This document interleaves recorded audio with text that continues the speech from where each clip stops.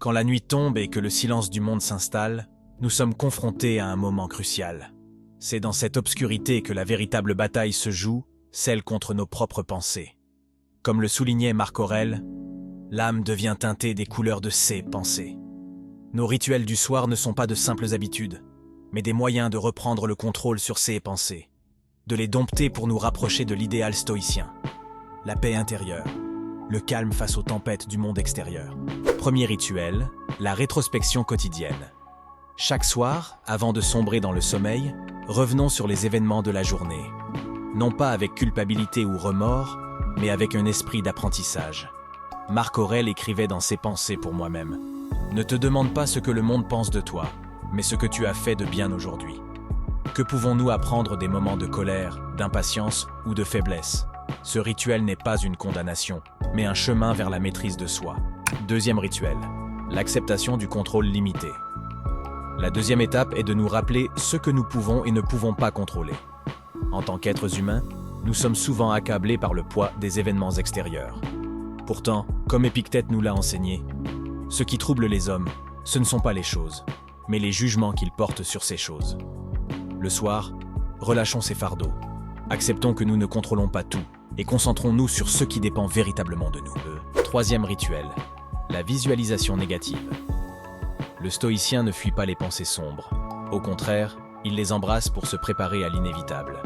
Avant de dormir, prenez un moment pour visualiser ce qui pourrait mal tourner, non pas pour être pessimiste, mais pour cultiver la résilience.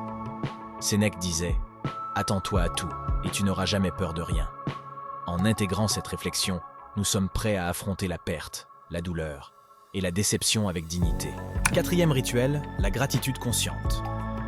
L'un des paradoxes stoïciens est que, malgré cette préparation à la perte, nous devons être profondément reconnaissants pour ce que nous avons. La gratitude n'est pas une émotion aveugle, mais une reconnaissance lucide de ce que le destin nous a donné aujourd'hui. Comme disait Marc Aurèle, « Quand tu te lèves le matin, pense au privilège que c'est d'être vivant ». Ce privilège, nous devons aussi en être conscients avant de fermer les yeux. Cinquième rituel, la libération des désirs inutiles. Chaque soir, libérons-nous de ces désirs qui nous entravent. Les stoïciens nous enseignent que la paix ne vient pas de l'accumulation des plaisirs, mais de l'abandon de ceux-ci.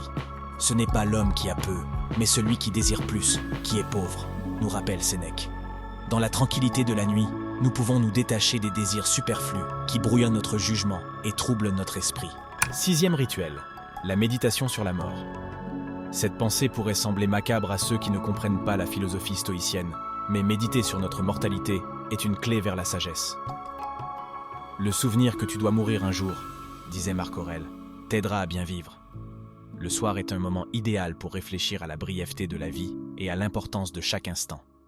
Cela nous libère du superflu et recentre notre esprit sur l'essentiel. Septième rituel, le lâcher-prise. Enfin, après avoir traversé ces étapes, il nous reste une dernière action, lâcher prise. Lâcher prise sur les inquiétudes, les attentes, les peurs de demain. Le sommeil est un abandon temporaire du contrôle, un rappel que, malgré tous nos efforts, il y a une part de la vie que nous devons simplement accepter sans résistance.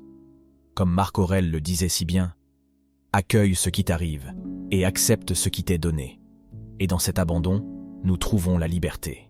Ces 7 rituels ne sont pas de simples pratiques nocturnes, mais des piliers pour bâtir une forteresse intérieure. Ensemble, nous avons le pouvoir de transcender nos émotions destructrices, de cultiver la sagesse et de nous rapprocher de l'idéal stoïcien. Nous ne sommes pas seuls dans cette quête, car les grands stoïciens marchent à nos côtés, éclairant le chemin de leur sagesse intemporelle. Ce soir, alors que vous fermez les yeux, rappelez-vous, nous ne pouvons pas contrôler les événements, mais nous pouvons toujours choisir notre réponse. Et c'est là que réside notre vraie force.